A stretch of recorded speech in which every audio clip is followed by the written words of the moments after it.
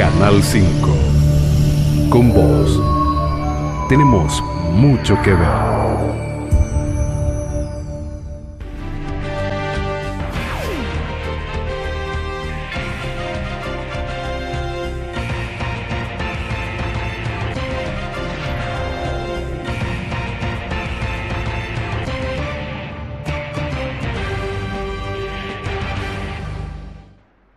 ¿Qué tal? ¿Cómo están? Buenas noches. El gusto de saludarlos. Acá estamos, iniciando este primer noticiero del año 2015 por el 5 de Supercanal Teleflash, en un día realmente que es bastante doloroso para la República Argentina. La noticia nos sorprendió a todos prácticamente, a los más de 40 millones de habitantes que tiene este país. Quizás a algunos los sorprendió menos. Ya anoche había ciertas inquietudes en el edificio donde vive o vivía el fiscal que investiga y que imputó a Cristina Fernández de Kirchner, la presidenta, por el encubrimiento del atentado a la AMIA. Se mató el fiscal Nisman. Y este mes de enero muchos no están en la provincia, pero nosotros en un esfuerzo de producción estamos en contacto con el ingeniero Fabián Neyman de la DAIA Tucumán. Ingeniero, ¿cómo le va? Buenas noches y antes que nada, gracias por atendernos. Buenas noches, Daniel, ¿cómo le va? Un saludo para usted, para la audiencia del Canal 5. Bueno, ¿cómo ha tomado esta noticia de la muerte del fiscal Nisman? Bueno, primero que nada, me parece correcto señalar la muerte del fiscal. Recién le escuchaba decir que se mató el fiscal Nisman. Sinceramente, no creemos que sea así. Un hombre que no tenía razón alguna para matarse, que estaba en el apogeo de su carrera como hombre de justicia, como fiscal, bueno, con una denuncia muy grave que había realizado hace un par de días. Y nosotros creemos que es un buen momento para reflexionar y pensar quién fue el fiscal Nisman. El fiscal Nisman ha sido la persona que ha dado vuelta a la causa AMIA. Por ahí, para quien no está informado, no está encima del tema, se puede hablar de que hubo una causa AMIA 1 y una causa AMIA 2. La causa AMIA 1 es el mamarracho del juez Galeano, en la época del gobierno menemista, entre el año 94 incluso hasta el 2003, que llegó a absolutamente nada, lleno de pistas falsas, imputando falsamente a la policía bonaerense que nada tenía que ver con el atentado. Y de ese juicio lo único que se puede rescatar es la acusación de Carlos Tejeldín, que fue efectivamente quien preparó la camioneta con la que se mataron a las primeras 85 víctimas del ataque a la AMIA. En el año 2003, esto hay que decirlo, el expresidente Néstor Kirchner crea la UFI-AMIA, la Unidad Fiscal Especial para la Investigación y Esclarecimiento del atentado a la AMIA, designa al fiscal Alberto Nisman, quien 9 años después del atentado, en una tarea ciclópea, gigantesca, ejemplar, profesional, consigue, mediante entrecruzamientos de llamadas que se habían producido 9 años antes, viajes, entradas y salidas del país, movimientos de cuentas bancarias, más información de inteligencia que tenía, consigue armar el rompecabezas, y 3 años después, en el año 2006, emite su primer dictamen, en el que deja claramente un dictamen de 803 páginas que vale la pena conseguirlo y leerlo, la autoría iraní del atentado. En septiembre del año 93, en la ciudad de Mashhad, la segunda ciudad más importante de Irán, el entonces gobierno iraní, su presidente, su ministro de Defensa, el jefe de la Guardia Revolucionaria, el ministro de Relaciones Exteriores, deciden al año siguiente volar el edificio de la AMIA, encuentra la tan buscada conexión local, la Embajada de Irán en Buenos Aires, encabezada por Mohsen Rabbani, entonces agregado cultural, hoy prófugo de la justicia argentina, de manera que hoy estamos lamentando el fallecimiento de una persona ejemplar del sistema judicial argentino, que consiguió determinar, por ahí estamos sin justicia, pero verdad tenemos. Por ahí escuchamos decir que no hay verdad ni justicia. No, desde el año 2006 tenemos verdad, sabemos quiénes fueron los autores, está el pedido de captura internacional en Interpol desde el año 2006, y después de eso el fiscal se abocó a otras tareas, como el dictamen que sacó en el año 2013, en el que señala la penetración iraní en América Latina, puntualmente centros chiitas de recopilación de información para Irán. En Tucumán tenemos 2 de esos centros, de manera que creo que todos los argentinos hemos perdido un profesional, una persona de bien, un hombre honesto y absolutamente irreemplazable. Neyman, cualquier pericia que se pueda hacer sobre este caso no va a despejar ninguna duda en cuanto al motivo de esta supuesta decisión. No sé a qué decisión se refiere, pero si es una insinuación tácita respecto de un posible suicidio, realmente no creo que el fiscal Nisman haya tenido ningún motivo para tomar una decisión así. Si bien se tiene que determinar lo que ha sucedido, pero posiblemente se trata o de un asesinato o de un suicidio inducido. Nunca mostró ser un hombre que daba la sensación de tener miedo. Yo creo que miedo tenemos todos, Daniel, todos los seres humanos tenemos miedo. Una reacción ante el miedo es paralizarse y otra es movilizarse y ponerse en movimiento. El fiscal Nisman era de ese estilo de hombres que ante el miedo se movilizaba, se ponía en movimiento. De hecho, bueno, estamos leyendo por distintos medios que interrumpió sus vacaciones en Europa, volvió para adelantar esa denuncia tan grave que había hecho y que todavía no había podido comprobar. De manera que yo supongo que sí, que el fiscal Nisman tenía miedo y que por eso se ponía en movimiento y que por eso no se quedaba callado. Bueno, que Parrilli levante el secreto sobre los nombres de los espías del caso AMIA, ¿cómo lo toma? Cuando antes Servini de Cubría había negado esta posibilidad. Este rompecabezas tenía sentido cuando estaba su mentor. Tener todos los nombres sin tener viva la persona que nos puede explicar quién es quién hizo qué, quién escuchó a quién y para qué, es muy difícil. Es información, digamos, todos esos datos para hacer información necesitan de alguien que pueda armar el rompecabezas. Y a título particular entiendo que quien falleció era una persona absolutamente irreemplazable. ¿El silencio de la presidencia qué le dice? Nosotros preferimos no pronunciarnos sobre eso. En el entorno gubernamental hubo gente que sí se pronunció el día de hoy. La cúpula de la Daya Central ha sido recibida en Casa Rosada por Aníbal Fernández, por Jorge Capitanich, por el ministro Alac. De manera que, bueno, el Poder Ejecutivo Nacional decide quién se pronuncia, quién habla y en qué momento. ¿El fiscal Nisman qué relación tenía con la comunidad judía? El fiscal Nisman, cada vez que las autoridades comunitarias requirieron su presencia para comentar o para informar, siempre ha sido absolutamente solícito, tanto con la comunidad como con cualquier medio de prensa, como con, en fin, cualquier organización que hubiera querido interiorizarse sobre su tarea. Era una persona apasionada por lo que hacía y siempre tuvo un vínculo absolutamente abierto con la comunidad. ¿Conoce a Alberto Gentili, quien va a reemplazar a Nisman, que fue designado por Gil Garbó? No. No tiene mayores expectativas, digamos, con este nombre. Tenemos referencia, por lo tanto, tampoco lo conozco personalmente, no tengo expectativas, pero sí tengo una certeza sobre lo irreemplazable de la persona que traemos. Fabián, ¿escuchó las declaraciones de los diputados del Frente para la Victoria? Si tiene una opinión al respecto. ¿Cuál puntualmente, Daniel? Fueron muy escuetos también, ¿no?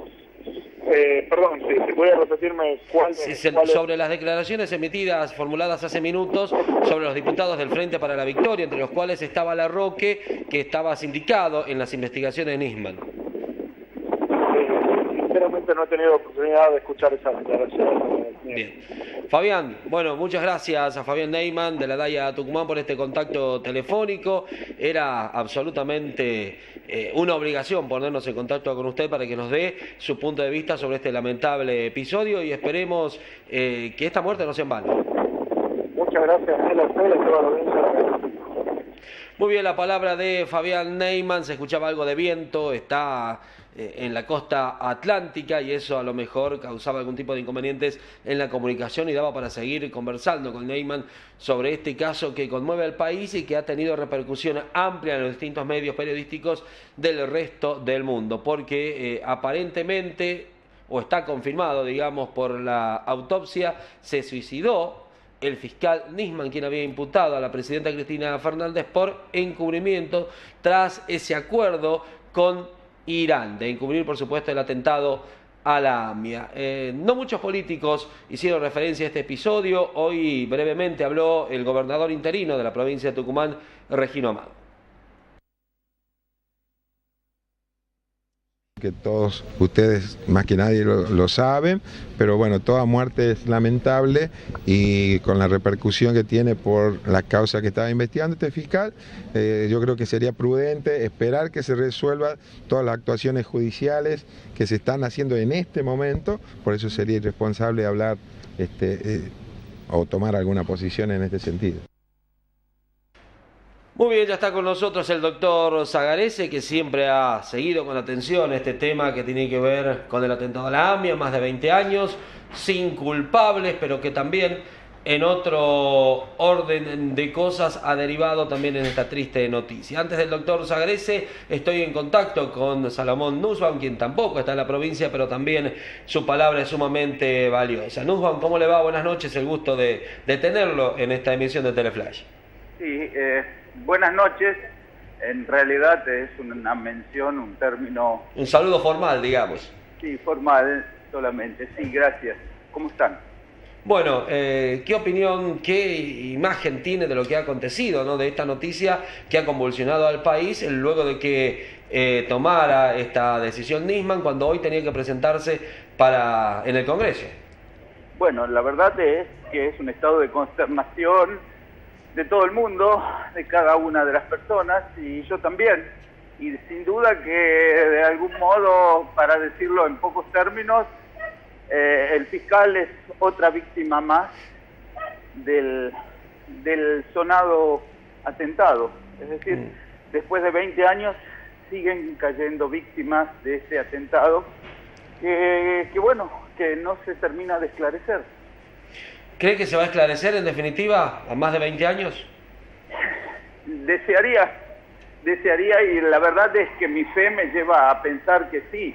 Ahora, de verdad, el tema es una situación que tomó un cariz aún mucho más trágico a partir de las insinuaciones del fiscal y el secreto que se lleva a él con su muerte, pero también es su mensaje, su testimonio, que sea como fuere, su vida la puso al servicio de esta realidad y de este esclarecimiento.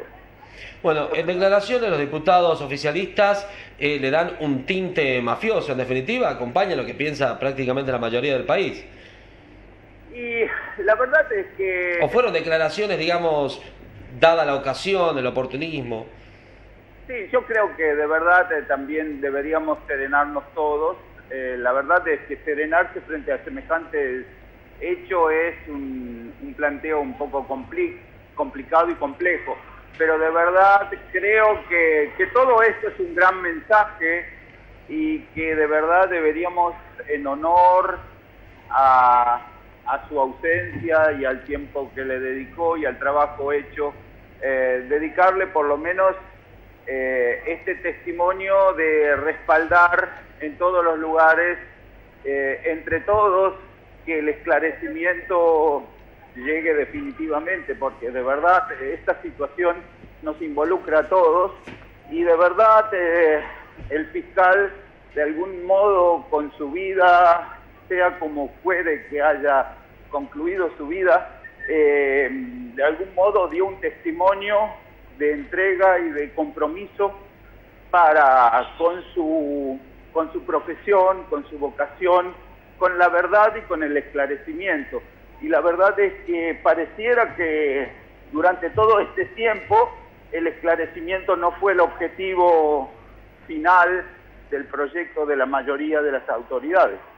En un país donde las pruebas desaparecen, el juez federal ordenó preservar toda la documentación que había logrado tener el juez Nisman durante su investigación. ¿Se va a poder preservar estas pruebas, considera?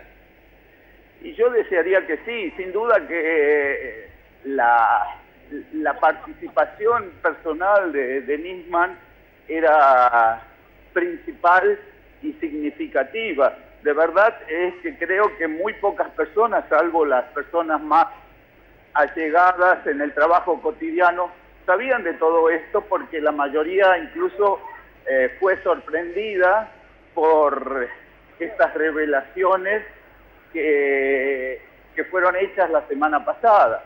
Y de verdad es una fase y una faceta de la Argentina que realmente uno no quisiera ver, que nos hace poco, nos halaga poco y nos desvaloriza frente a la mirada internacional. ¿Cómo ha tratado la prensa el tema, según usted? Miren, es decir, yo creo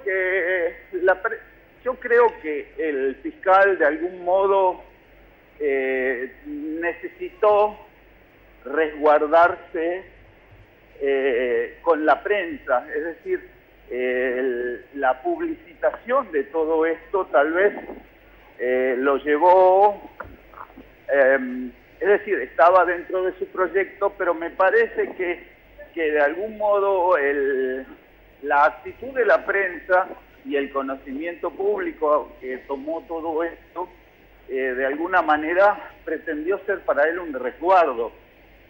Resguardo que finalmente aparentemente no fue lo suficiente, pero yo creo que el tiempo juzgará la actitud. Yo entiendo que la prensa necesita estas situaciones y necesita de alguna manera trabajarlo con prudencia y con legitimidad. Muy brevemente habló esta mañana Capitanich, en la tarde lo hicieron los diputados del Frente para la Victoria. ¿Usted esperaba la palabra de la presidenta? Mire, yo creo que hubiese sido y es necesario de que haya una expresión pública. Yo te digo que yo estoy caminando en este momento y hay una movilización impresionante de gente, testimonio de que de repente este es un acto que convoca a muchísima gente y bueno, esto es una situación sumamente significativa y trascendente que no es indiferente a la gente.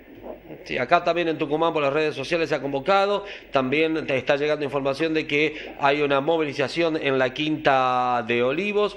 ¿Este episodio es una marca más de este gobierno para usted?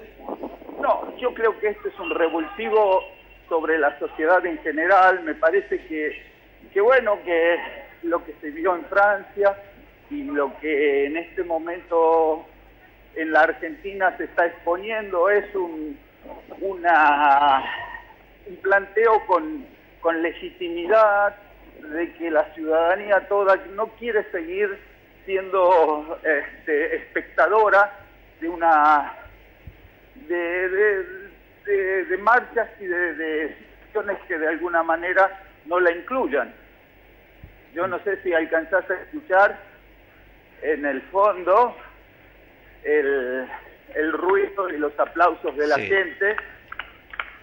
Sí, se escucha. Y bueno, es decir, de verdad es un testimonio espontáneo de la gente que realmente se niega a que los marginen. Es decir, yo no creo que acá sea cuestión de discursos, sino de presencia y de llamado claro.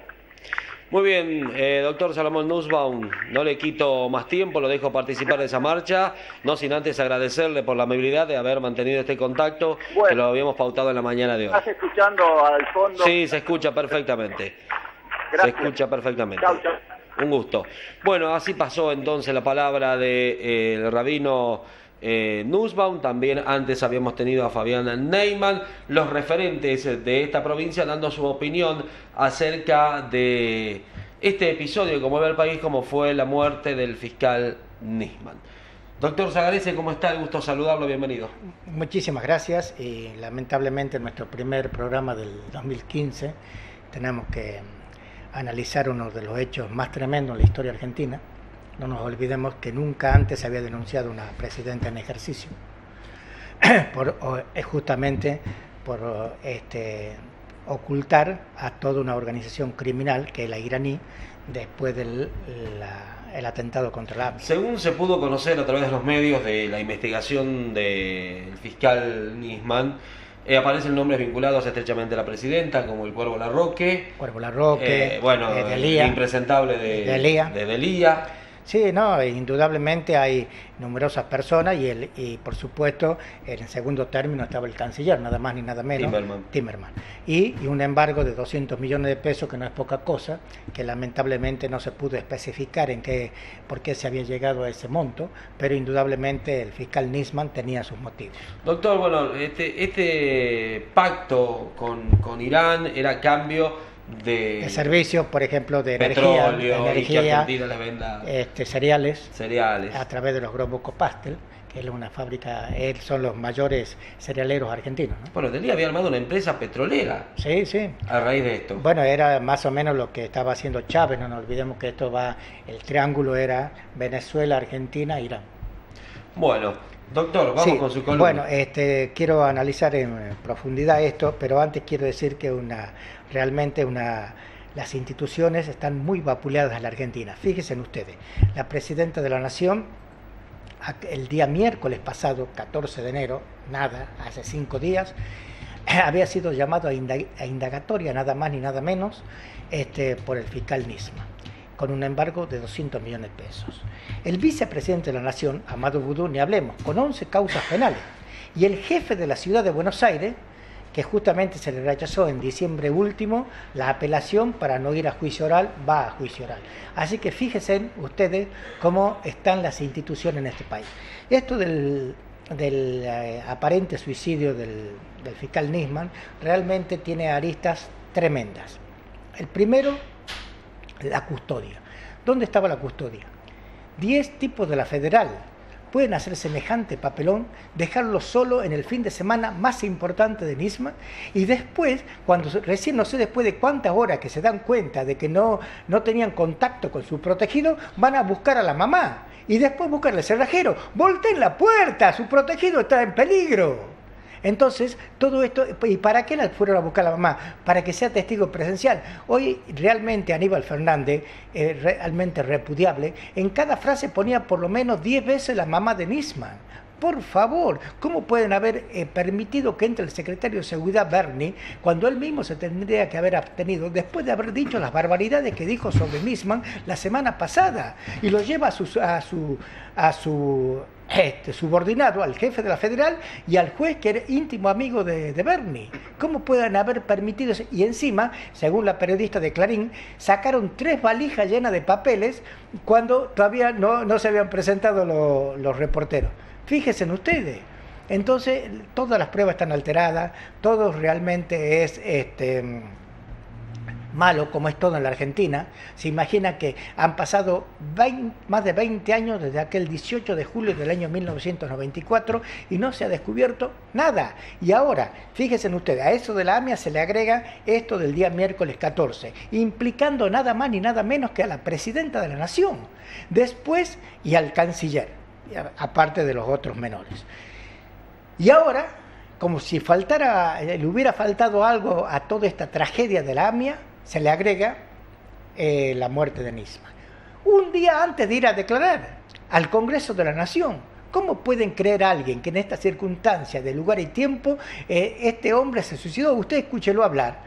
No había ni la menor pizca de suicida. Cuando salgan toda esta gente que habla sobre los gestos, sobre la disposición de ánimo, todo eso, acuérdense, no tenía la menor intención. Esto fue inducido o realmente hicieron un plan perfecto. Ustedes vean cualquier película policial y van a ver que esto de las puertas cerradas y todo eso es una tontera. Solamente acá pueden creer que un día antes de semejante conmoción mundial, porque esto está en todas las tapas del mundo y la presidenta no se puede salvar de que todos los países en el mundo la analicen y la juzguen por todo lo que está pasando en la Argentina. Esto es gravísimo. También debemos tener en cuenta que esto es similar, esto de salir a decir que se suicidó es más o menos como cuando decían en Río Tercero que había sido un accidente en la década del 90. Bueno, a fines de diciembre fueron condenados todos los que estaban en las fabricaciones militares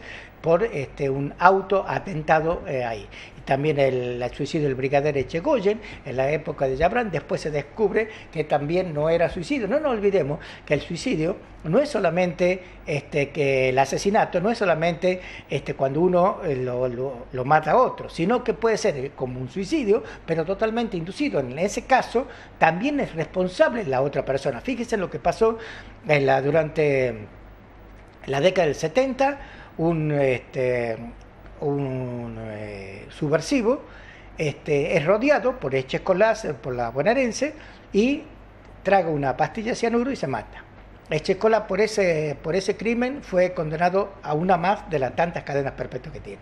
Así que bueno, todo esto es gravísimo lo que está pasando en la Argentina. No debemos dejar de hablar y no debemos tenemos que salir con valentía a hablar sobre estas cosas. No podemos dejar pasar nada más en esta Argentina. Estos ocupantes de cargos públicos, imagínense que ha dejado de ser política. Tenemos que extirpar el término política. Acá son ocupantes de cargos públicos y que quieren permanecer a costa de cualquier cosa en el cargo público, saqueándolo y rodeándose de impunidad. De eso se trata la pelea que tenemos hoy en la Argentina. Y por supuesto, la corrupción que es inherente al cargo público. Eso y para soportar todo eso llegamos hasta la desaparición de personas realmente muy buenas para la democracia. Realmente estamos perdiendo calidad de democracia, estamos yendo contra la Constitución, estamos realmente, no nos olvidemos que Julio Jorge López es un desaparecido en la democracia y de tantas otras cosas horribles que nos están pasando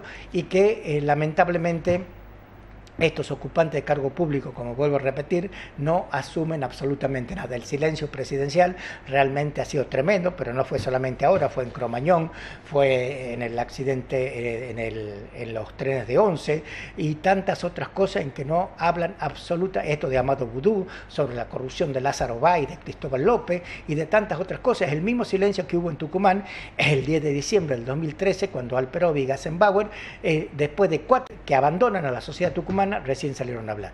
Así que bueno, esto, lo que estamos viviendo es algo tremendo. El fiscal Nisman era insustituible, no se lo puede reemplazar, porque era el hombre que había conocido profundamente durante 10 años todos los vericuetos de esta complicada causa que ya lleva más de 20 años.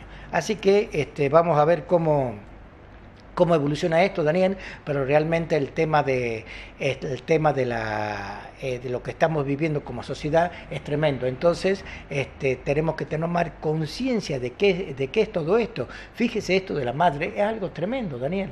Llevarle a la señora los guardaespaldas, si se imagina si tenía una situación afligente. ¿Doctor, considera que hay que investigar a la custodia? Totalmente, ya tendría que haber sido llamada por la fiscal. ¿Cómo va a salir una fiscal a decir que fue nada? ¿Y a dónde estaba la custodia? Se imagina, en cualquier película usted ve que hay 3 custodias dentro y 4 afuera, por lo menos. ¿Aquí a dónde estaba? ¿Lo dejaron solo al tipo? ¿A Nisman? Por favor, hay que investigar absolutamente todo, y sobre todo la federal. La federal ha sido el organismo más corrupto. Han hecho purgas y recontrapurgas, el mismo Kirchner la hizo. Corrieron todas las planas mayores inimaginables dentro de la federal. Entonces, fíjese, ahora viene a confiar. Pero esto, aparte entra, los 3 primeros que entra, el jefe de la federal y Bernie. Con las cosas que había dicho la semana pasada sobre Nisman, Bernie, defendiendo a la presidenta. ¿Por qué no tomaron en cuenta? Dice, ¿por qué llega a esta conclusión el fiscal? Vamos a escucharlo, vamos a ver qué dice. No puede ser que se equivoque tanto. ¿Y la presidenta dónde está hablando ahora para el país? Lo que llamó la atención, claro, aparte de eso, el silencio también, porque no sabían qué responder. Claro, bueno. Porque también parece que lo que tenía Nisman daba la sensación de que era certero. Pero por eso es que lo tienen que matar, porque no podían refutarle absolutamente nada hoy a las 15 horas. No hubieran podido refutarle nada, a pesar de que Diana Conti había salido que iban a sacar con los botines de punta, que todo eran amenazas, así como son ellos, todo eran agresiones, todo absoluto, pero de hablar, de dialogar, de decir por qué ha llegado eso, absolutamente nada. Se ha perdido todas las formas en este país.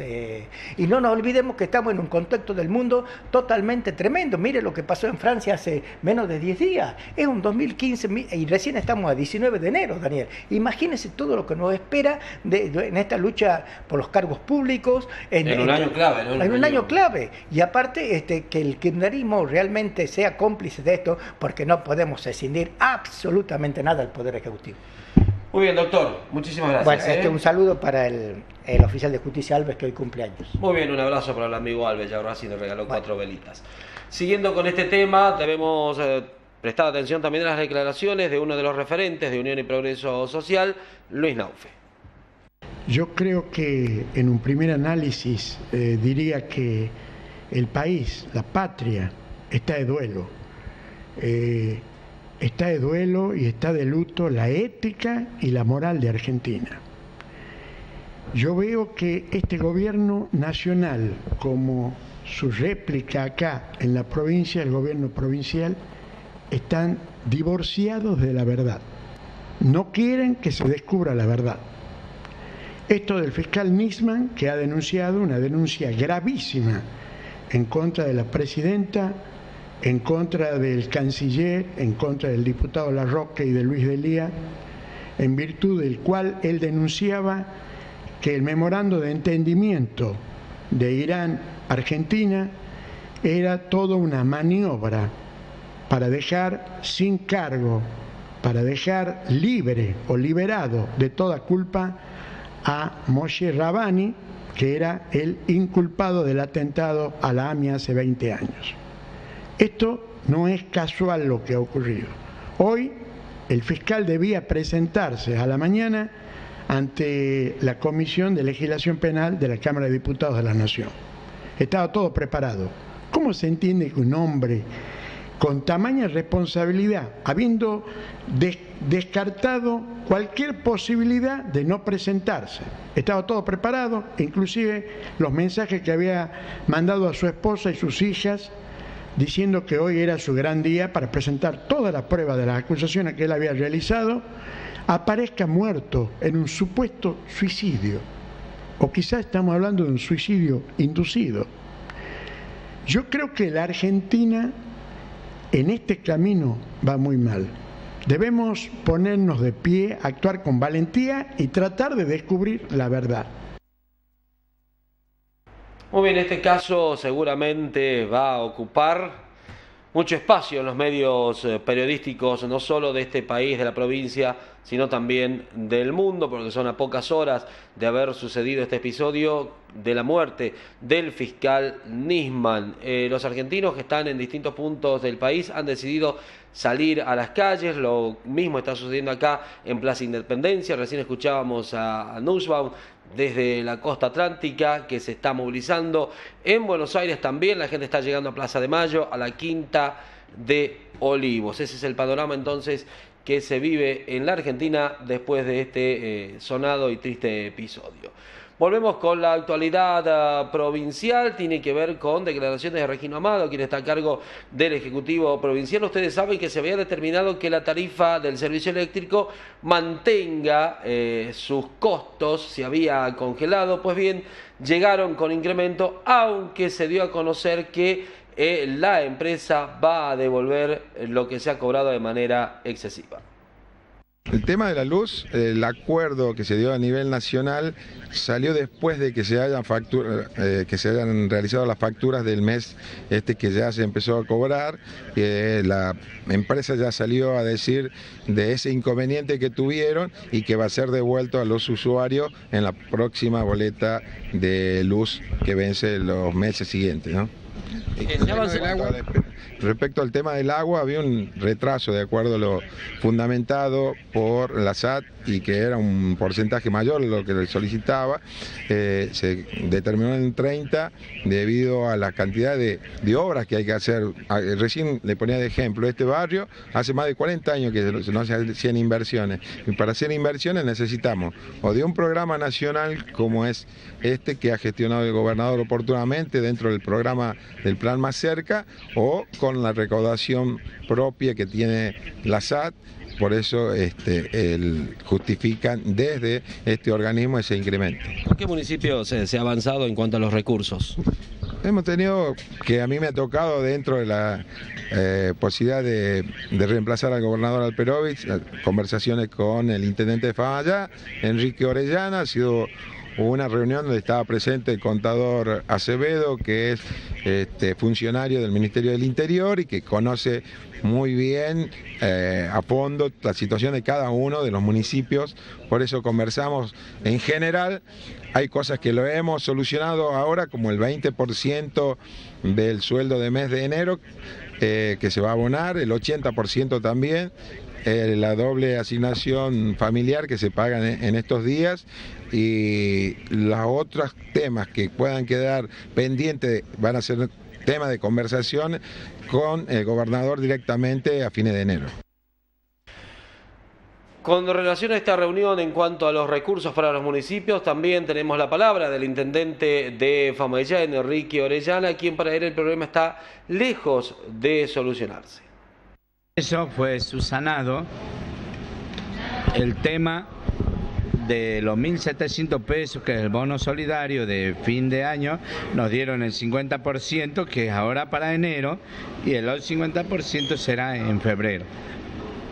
También se destaca que nos dieron a cuenta como un anticipo los recursos para pagar el 20% de enero y el salario doble que se paga en enero.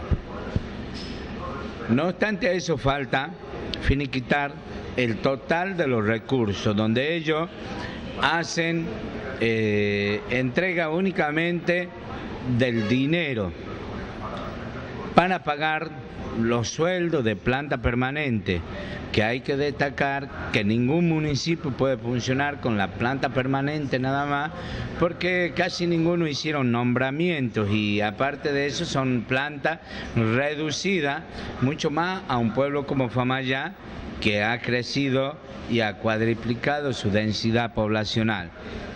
Nos están dando para la planta permanente únicamente y los pagos que lo mencioné anteriormente.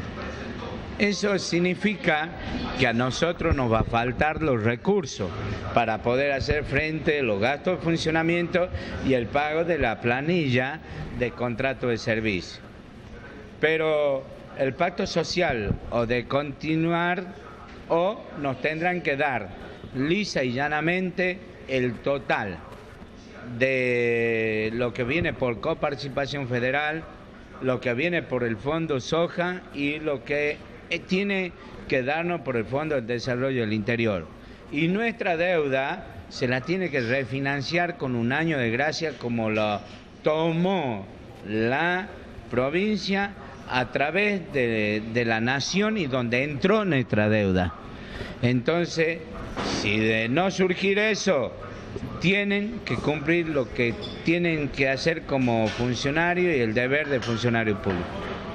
Hoy yo, con esta nota, denuncio públicamente que se debe tener en cuenta que el pacto social fue el que lo hizo ganar durante 12 años al gobernador, calmó los problemas en el tiempo cuando fue ministro y que le sirvió para ser senador nacional.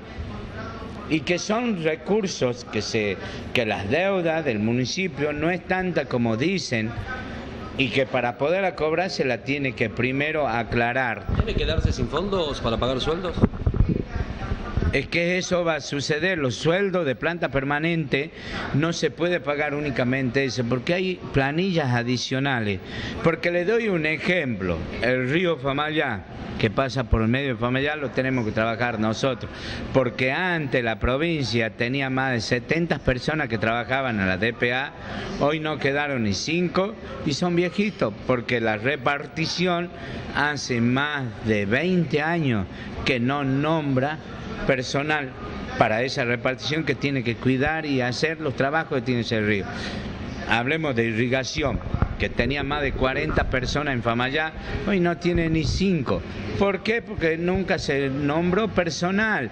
Y así desde la escuela, que hay que ayudarla a todas las reparticiones públicas, pero aparte los pueblos hemos crecido y nos tienen que actualizar los recursos a través de la cantidad de habitantes que tiene cada una de las comunidades. O sea que la coparticipación federal tendría que venir mucho más ampliada por la cantidad de la densidad poblacional.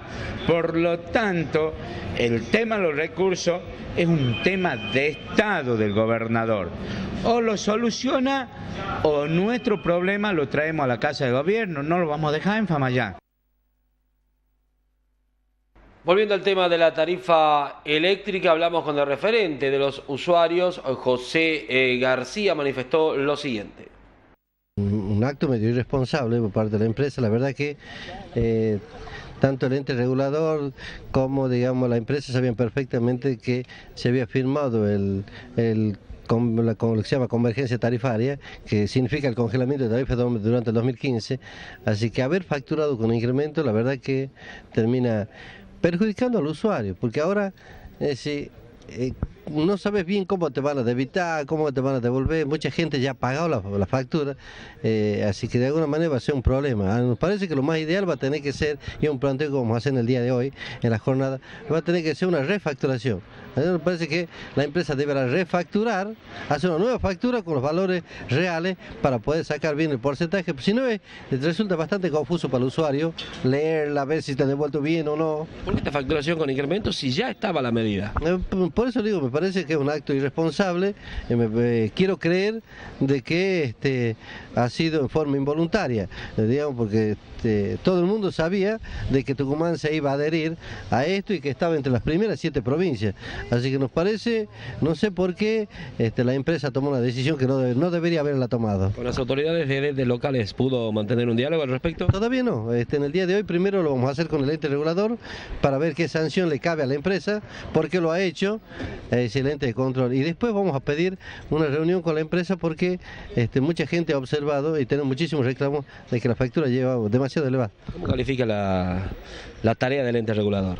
Me parece que un ente regulador que todavía le falta, está muy quedado en el tema administrativo de organizar el ente. Seguimos estando en un edificio bastante precario, un grupo por acá, un grupo por allá, no se termina de ordenar administrativamente, así que la tarea está siendo, podríamos decir, a media máquina. ¿La Defensoría del Pueblo van a ir por este tema? La Defensoría del Pueblo también vamos a ir, así que de alguna manera estamos haciendo un trabajo conjunto entre el ente, la Defensoría, así que vamos a ir.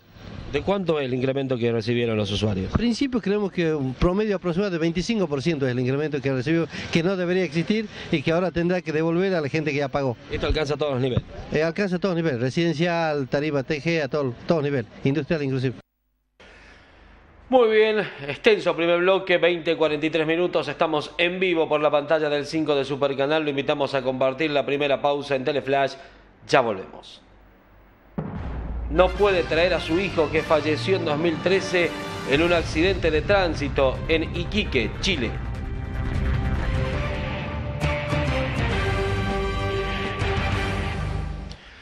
Muy bien, más información que tiene que ver con lo que sucede acá en la provincia de Tucumán. Un padre que busca traer los restos de su hijo que falleció en un accidente de tránsito, hecho ocurrido en el año 2013 en el vecino país de Chile, en la ciudad de Iquique. Todavía no puede cumplir con su objetivo. Acá en la Argentina hubo dos muertes, que fue la chica esa que la han encontrado en Uruguay, que ella tuvo 20 días enterrada y de ahí la han traído. O sea que lo que yo expreso es esto, porque a mi hijo, no, yo soy un obrero, soy un trabajador en la construcción, no me lo han podido traer, siendo que esa chica que de allá de Iquique, de Uruguay, ya la han traído, y la otra chica que la mataron en Chile, ya la han mandado. Y al mío que él estuvo tirado 2 días allá en Iquique, cuando fue del choque, él trabajaba en una pinturería. La empresa, bueno, no se hace cargo porque fue un accidente. O sea que él ha ido a festejar su cumpleaños. Él cumplió ese día que murió, cumplió 26 años. Y de ahí yo anduve acá por la casa de gobierno, me lo negaron al avión sanitario, me dijeron que el avión sanitario era exclusivamente para personas aquellas que están enfermas, para trasladarlo. En cambio, yo fui a verlo a Bravo, a que trabaja en Movimiento de Desarrollo, que sí, ellos me lo podían haber hecho traer. Y como fue velado el cuerpo allá, lo velaron por último porque nadie nos daba una respuesta, dijeron que después del año se podía tramitar y traerlo al cuerpo, porque lo que es Iquique, el consulado de Iquique se negó a traerlo, siendo que a él lo han chocado, me pedían $1,5 millones para poder traerlo al cuerpo, porque ellos no rendían condiciones, no tenían dinero para movilizar los vehículos. ¿Él iba solo el día del accidente, lo chocan y queda tirado, nadie se hizo cargo? Nadie se hizo cargo y nadie sabe quién fue el que lo chocó. Eso es lo más triste de esto, siendo un país que de zona turística muy cara, como no podían haberlo visto que él fue chocado. Sin embargo, hay mucha gente que lo vieron, pero nadie da a conocer quién fue el que lo chocó. Eso es lo que a mí me llama la atención. No va a haber una cámara en Iquique, que es una zona muy cara, Iquique, que no va a haber una cámara para ver quién lo chocó. Yo lo que trataba de ver, si hablaba con un abogado para ver si le hago una denuncia al país por abandono de cuerpo, y no es así. Me lo han abandonado. Yo no entiendo si es porque yo no soy de firma, no tengo dinero, soy un albañil, trabajo en construcción y no dispongo de esa plata para haberlo traído, y busco los medios acá. Bueno, la palabra entonces de este señor Zoraire, que busca traer los restos de su hijo que falleció en Chile. Botones Antipánico entrega en Italia al 100. Es lo mejor que hemos tenido hasta ahora, porque la seguridad a nosotros nos espantaba debido a que hemos sido siempre atacados por los motochorros. Bueno, creo que es un programa eficiente y desde ya agradecido al señor Jerónimo Vargas Agnarse y a Dumit, puesto que realmente sin hacer muchos alardes aparecieron acá y se hizo en muy poco tiempo el programa y creo que sirve un corredor de seguridad, puesto que no hay otro apoyo, no contamos con apoyo policial, nada en esta zona, acá en Italia al 0 y al 100, entonces desde ya muy agradecido a Jerónimo y a Dumit. Hoy Tucumán es la ciudad con mayor porcentaje de homicidios en ocasión del robo y muertes violentas del país.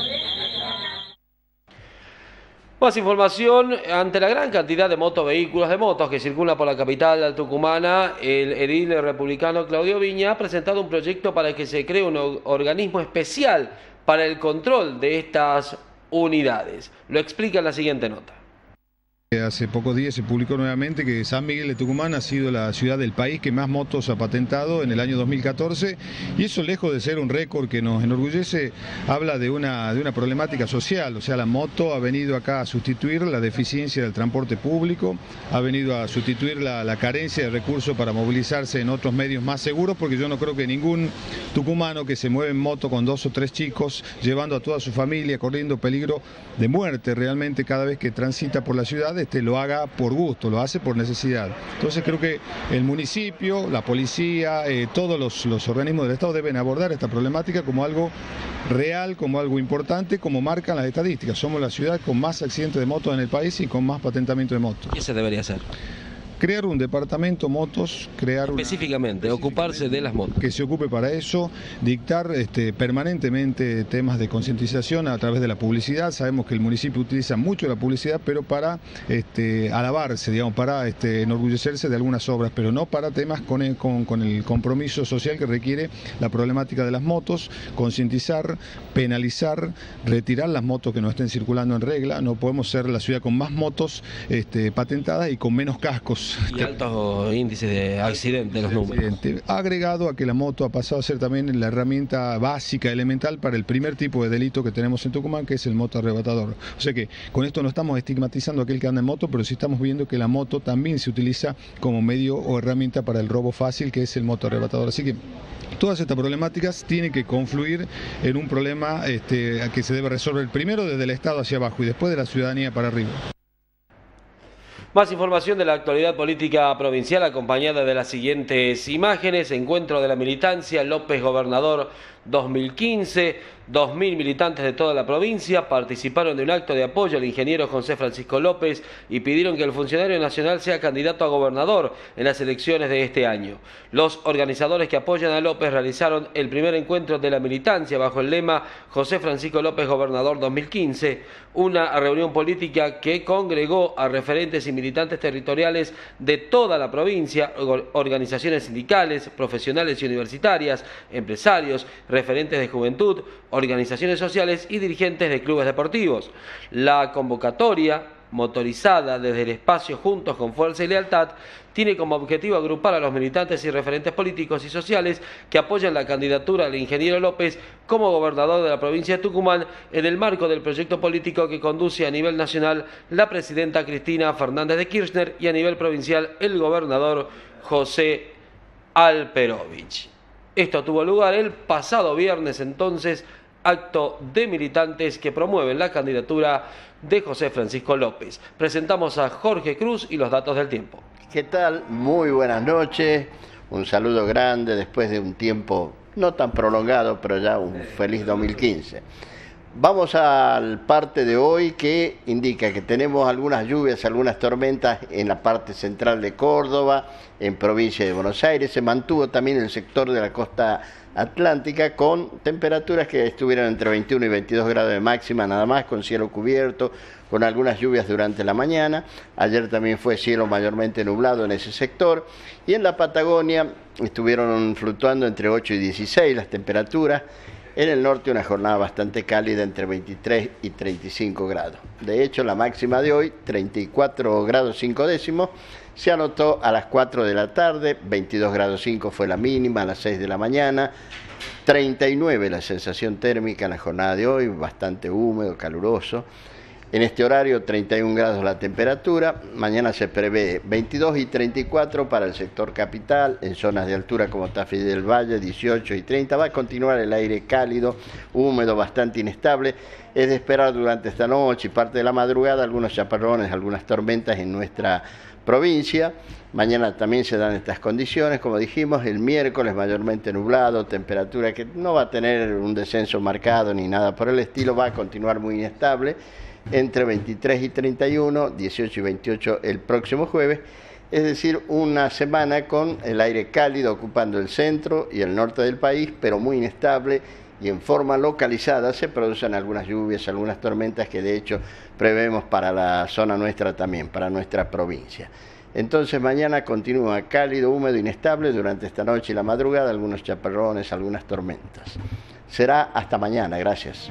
Muy bien, ya estamos en la parte final, ya llega Ariel con vainilla y limón para su primer programa del año. Cerramos diciendo que Atlético ha jugado un amistoso en la provincia de Salta con Arsenal de Sarandí, perdió por 1-0 y sí, siguen casi la mayoría de los mercenarios que actuaron en el torneo anterior. Punto final para esta emisión de Teleflash, los esperamos mañana a las 20. Un abrazo grande para Sergio, chao.